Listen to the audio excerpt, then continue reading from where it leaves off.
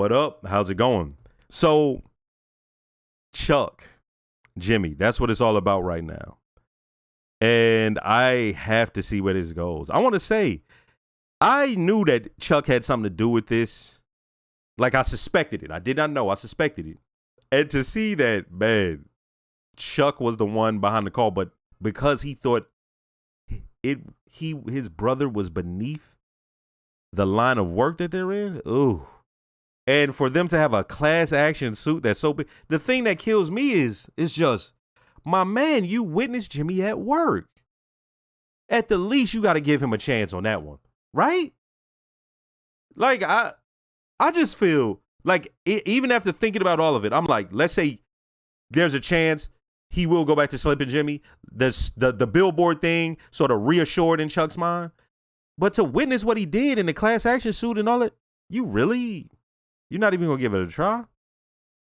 Damn, man. Hey, let's see where this goes. Wait, what? No way. Show me that again. Sure. You got another 20? Screw this. Chuck's outside. Tell him to pull that broomstick out of his ass and get in here. I'm buying it. I'm moving to Albuquerque, New Mexico. Mexico. You skip bail? New Mexico. You know, like Bugs Bunny and the Roadrunner. Yeah, what are you going to do there?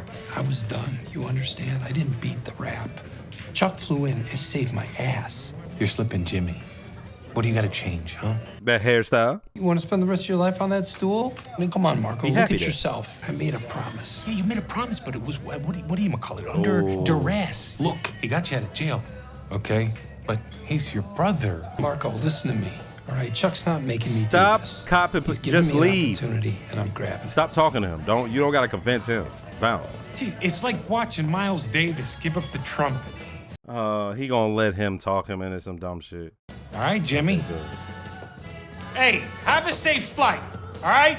I'm taking your advice. I'm giving the case to HHM. The fact that Chuck doesn't want me here has something to do with it. Why didn't you just tell me? I didn't want you hating your own brother. You know, Jimmy, I never wanted it to go this way. If it had been up to me, we would have at least... Howard, I get it. Your brother's very important to the firm. Sorry I called you a pig fucker. Well, I think we discussed 20,000. Man, on that Black Mirror tip. That and whatever the common fund proceeds of Sandpiper ultimately adds up to, you'll receive 20% of that. I mean, he's doing better, but he still needs deliveries every day. I think he'd be more comfortable with someone else doing it. The most important thing is the newspapers. The New York Times, the Wall Street Journal, they're a must. The Albuquerque Journal, he gets delivered, but somebody still has to bring it in for him. You've been doing all of this every day for over a year. Remember? I used to call you Charlie Hustle. Oh, okay. Yeah, I remember that. I'm sorry I yelled at you. There's nothing to let out. Chuck's a sick man. That's no excuse. He thinks I'm a scumbag. There's nothing I can do to change that. Wow, that's mature. N32. N as in Nancy. Reagan. First lady with a lot of style. Anybody else seen Hellcats in the Navy? B-2. Just like the B-2 bomber. The stealth. B as in betrayal. I know he's gonna say that. Benedict Arnold betrayed the United States. B7. B as in brother. Sure, a lot of you have brothers. It's not like mine, though. Any winners yet?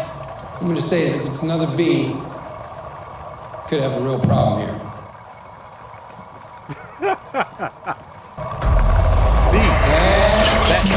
Hey, it is another B.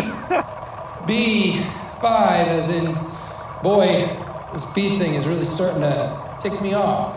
I mean, look out that window. It's like a soulless, radioactive George O'Keeffe hellscape out there, crawling with coral snakes and scorpions. And you ever see the movie The Hills Have Eyes? It's a documentary. So you ask why? Why? If that's how I feel, why do I live here? Why? Excuse me? Are you going to read that number? Yeah, I'm going to read your number. In the nicest old man voice. She said, excuse me? You gonna read that number? Friggin' me! What? Of course! Why not? Quick question. Who here knows what a Chicago sunroof is? All right, so one summer evening, I was out having a few drinks, and who do I see? Chet drove a white pearlescent BMW 7 Series with a white leather interior. So I saw that thing, and I'd had a few, like I said. I climbed up top, and I may have defecated through the sunroof. Okay. But that's what a Chicago sunroof is. Now you know. Thanks. Not the first person to do it. There's a name for it. Guy wanted some soft serve, I gave him some soft serve. I did not know that his children were in the back seat. There was a level of tint on the windows that I'll maintain to this day was not legal in an Illinois licensed vehicle. But somehow, that's on me, I guess. There was a level of tint that I maintained was not legal. Two Cub Scouts in a double parked car with the engine running. No, that's facts. That's facts. How's he supposed to know? But he's got the DA saying indecent exposure. Yeah, you showed your ass. A sex offender. What? And that's where it all went off the rails. I've been paying for it ever since. That's why I'm here. Any of this stuff you want? Come get it. This is a pretty funny Kitty mental cat breakdown. notebooks for everybody. I'd have been first up there. He was serious about these kitty cat notebooks? Oh, that's the bar. Is that still Marco? I heard it leaving motherfuckers back after high school. But goddamn. When he left you was like 45. Like, What happened to Myrna? Myrna? She's doing all right. She's my stepmom. Tell her Slippin' Jimmy says hello. Slippin' Jimmy. that sound crazy. Jimmy? In the flesh. What about you? I mean, besides falling asleep on a bar at 4 o'clock on a Wednesday afternoon. Lake Michigan standpipe? That's a dry standpipe. There's also the wet standpipe. What's the difference? I don't know if I could explain it to a layman. How's your mom? She passed away about 3 years ago. From Wisconsin, right? Yeah. Funeral out there? No, it was here. Yeah, well, we were only in town for a few days. You're in town? You didn't look me up? I'm gonna see them tomorrow. Yeah, both of them. It's about to go down. Slipping. You're buying, I'm selling. All right, then. Did you see the glee come over his face? Oh. I see a Kennedy $50. Which way is he facing? JFK's facing left. He's supposed to be facing right. November 22nd, 1963, Kennedy is assassinated. In 64, they decide to change the Lincoln $50 into the Kennedy $50. When they design it, they put Kennedy facing right, facing east, just the way they had Lincoln. You know why?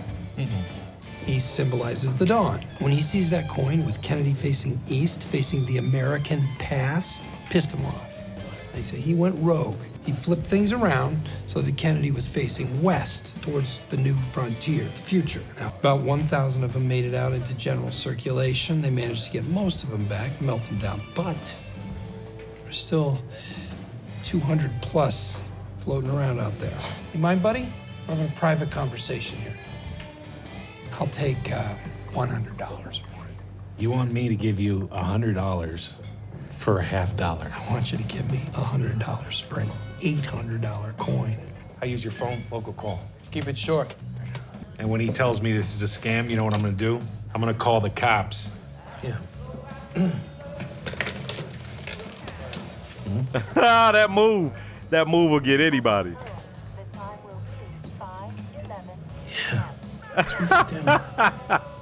So what'd he say? Yeah, you know, he didn't really know much. Okay, I'm not gonna sell it to you for $64. Okay, if you wait for me, I'll get you $100. I don't know. Okay. Buddy, I got $75 right here. $80. Look, if you give me a chance, I'll be back with $110. How long will that be? I don't know. I gotta catch a train, come back out. 110 right here. Sold. No. This guy's got the cash. Hey, Joey, call the cops. This guy just tried to rip me off. Hey, this guy's a liar. I did not rip anybody off. Yes, you did. I got friends. Yo. That was just a little taste just to get back into the game. Okay, his name is Idi Abasi. He's 27 years old. He's a Nigerian prince. Is he really catching people with an online scheme in real life? He hitch is the banks have frozen their assets. Oh, I'm talking shit, Irish they really are sweepstakes. doing It's a whole trunk full of them. I'll pay you $900 for this. Cash on the barrel. I don't know. I hate to part with it. It's been in my family for You can keep a years. secret. Sir, could you help me? Tell me, are these today's numbers? No, none of this was strictly legal. Right? And the import No, taxes this shit were is bad playing killer. like a So we sitcom had to by find a way to itself. get This the is money into the country without anyone knowing about it. Who cares? No matter which one wins, we're gonna get a piece. He's got a gambling problem. Can you keep a secret? No. Because I really shouldn't be telling you this. You are not Kevin Costner. I was last night. Chick, you thought he was Kevin Costner? Asshole. Why would he be with you if he's Kevin Costner? Seriously? Lucy Ann, he's not Kevin Costner. What? I'm not Kevin Costner's manager. Come on, let's go. You have 15 messages. 15. This is What happened? Greta Mueller. I wanted to check to see if my will. My name's Gary Albert Arnold. Oh. Yes, Mr. McGill. This is Manny Hollinger. Again. So what's it gonna be today, pal? I'm up for anything. He's about to and die. everything. Man keeps hitting his chest like Chris Farley. Like, what? It's been great, and I appreciate your What's hospitality. the dudes that, but a week's gonna have to do it. the I Bears? gotta go home. You know what I'm talking about? The Bears. Burry called in They sick. have a heart attack real quick, hit themselves in the chest, and be like, all right, just shake it off. Come on, man. This is home. You hate it out there. What do you got to go back to? What are you, like a gigolo or something? I'm a lawyer. Honest to God. I do elder law, which is like wills and estates. So you're ripping off old people? No, I'm not ripping off old people. I'm not ripping off anybody. You got to be king of the desert driving around town in a white caddy making bank. I'm not making A white bank. caddy. You're doing it wrong. Well, I'm building something. Chuck's in Albuquerque. Again, all due respect, Chuck's a stuck-up douchebag. I hate to break it to you, but he doesn't even like you. He's my brother. And believe me, I already know that. I could lend you some cash. I don't need the money, Jimmy. I need this. I got to tell you, standpipes ain't cutting it for me, man. I got nothing, Jimmy. Give me this. That's a you problem, though. I can't do Just it. one more. Okay. One more. Hey. Just Yeah, same spot and everything. Yo, I think he's gonna really be dead though. What if he's really damn dead? Uh-oh. Uh-oh, he about to be dead than a motherfucker. Is he, I don't know.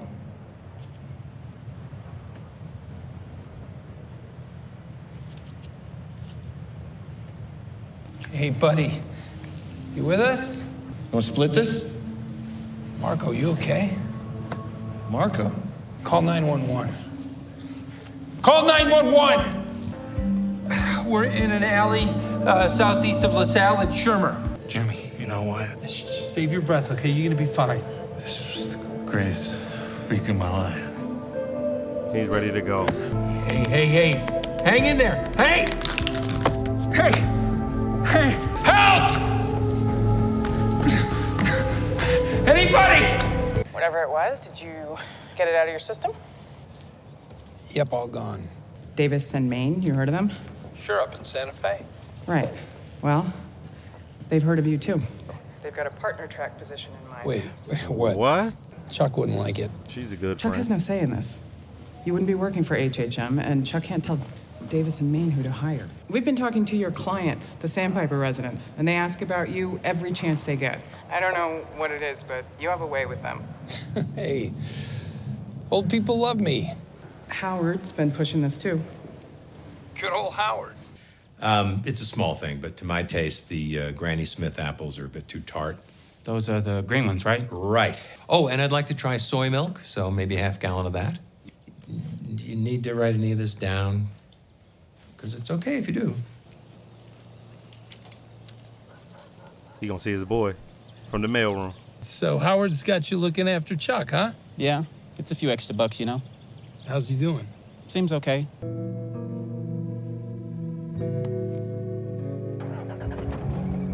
Gone.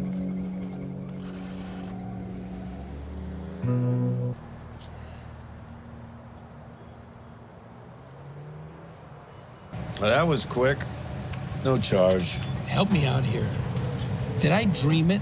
Or did I have $1,600,000 on my desk in cash? No one on God's green earth knew we had it. We could have split it 50-50. I remember you saying something about doing the right thing. I don't even know what that means. Neither do we. Me personally, I was hired to do a job. I did it. It's as far as it goes. I know what stopped me. And you know what? It's never stopping me again. He's gonna live in the name of Marco. Cause that's the song he was humming and shit. First, let me start by saying don't forget to like, comment, and subscribe. If you are subscribed, make sure to hit the notification bell. Shout out to all the new viewers, shout out to all the subscribers. And I have a Patreon with full-length early reactions to things like this. If you'd like to, check it out. Hey, so when I first saw Marco, you know, the assumption is, yo, he's a bad influence.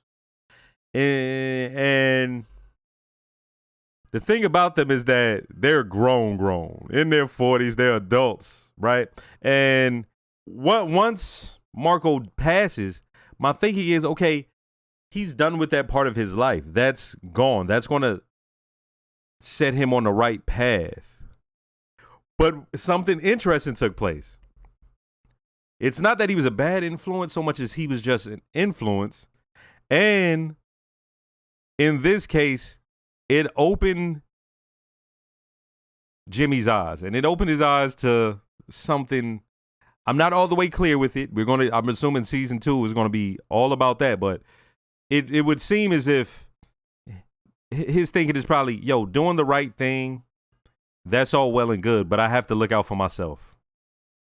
And I have to live the best of my abilities and not depend on others when I could go out and get it on my own, right? And Marco, his thing was like, I got nothing. Remember, he says that he's like, I'm not broke, but I got nothing. I need to do this. And so when I'm sitting there like, hey man, this is a special way of showing him sort of Jimmy begin the blossoming into Saul, right? Because for him to hum that song that his boy was humming, it's like, hey man, that week paid off. It seemed like just some Ferris Bueller's Day Off or just some rest period or a getaway period, almost on some what happens in Vegas stays in Vegas, but on some scumbag shit. But it was deeper than that. It was a way for him to realize, nah, I got to do me. And what was funny was when he stopped and he's flicking that ring, my thinking was, does he think he's not good enough? Does he think, but it wasn't that. It's not that he thinks he's not good enough. He's thinking, no, that's not me. That's not for me. And that's something different. That's like, hey, if I go and work for these people, I'll just be some lawyer working for people. But I can do this myself. For one, his brother, he probably questioned, yo, this whole slipping Jimmy thing, it got me disconnected from my brother, and yo, he doesn't trust me and all that. But then that's, in a way, he really loves his brother, looks up to his brother. So that was almost a confirmation. Yeah, I really am a slipping Jimmy. But then he goes off on that slipping Jimmy bender, and now it's really like, hey, this is what I am. This is what I'm good at. So now it becomes, how does he put that all together? Because if you ask me, looking at this first season and then looking at what he is in Breaking Bad, I'm like, oh, yeah, it's like he's leveled up Slippin' Jimmy. It's like he utilized his best tactics from there. Like every time as Saul, when he breaks down something, now that I know about this whole Slippin' Jimmy thing, it's like, oh, that makes sense.